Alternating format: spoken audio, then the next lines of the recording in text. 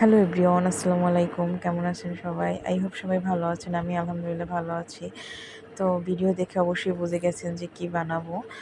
আজকে আমি ঝুরা সেমাই বানাবো। তো কড়াইটা আমি সামনে যেটা পাইছি ওইটা দিয়ে করছি, কারণ আম্মু কোরআন শরীফ পড়তে ছিল, তাই তাকে আর ডিস্টার্ব করিনি।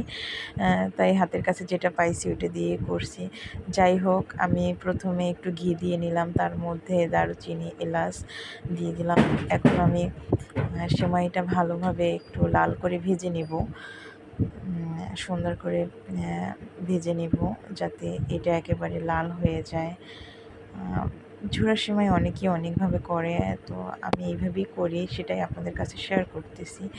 তো আমি তেজপাতাও দিছিলাম 2টা। এ পর্যায়ে লাল হয়ে গেছে, তখন আমি নারিকেলটা দিয়ে দিলাম।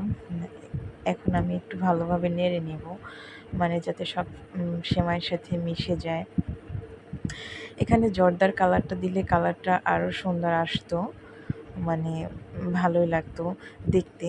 যাই হোক, বাসায় ওইটা ছিল না, তাই আমি ওইটা স্কিপ করছি। যাই হোক, এই তো আমি একটু চিনিও দিয়ে দিলাম পরিমাণ মতো। বাসায় যেহেতু আম্মু ডায়াবেটিস, তাই চিনি বেশি একটা দেই নাই, কারণ আম্মু খাবে এই জন্য। সব কিছুই পরিমাণ মতো দিয়ে এখন আমি ভালোভাবে নেড়ে নিতেছি যাতে সব কিছুর সাথে মিশে যায়।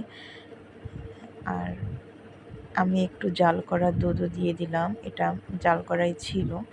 দুধটা দিলে একটু খেতে মজা হয়, এটা না দিলেও হয়। তারপর আমি কিছু কিশমিশ দিয়ে দিলাম। এখন আমি একদম মানে দুধটা যাতে একেবারে এটার সাথে মিশে শুকিয়ে যায় সে পর্যন্ত নাড়তে থাকবো, যাতে সেমাইটা নিচে না লেগে যায়।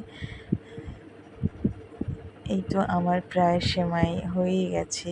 আর এই মানে আমার সেমাই ফাইনাল লুক। দেখতে কিন্তু অনেক সুন্দর হয়েছে আর ঝুরঝুরাও হয়েছে মাশাআল্লাহ।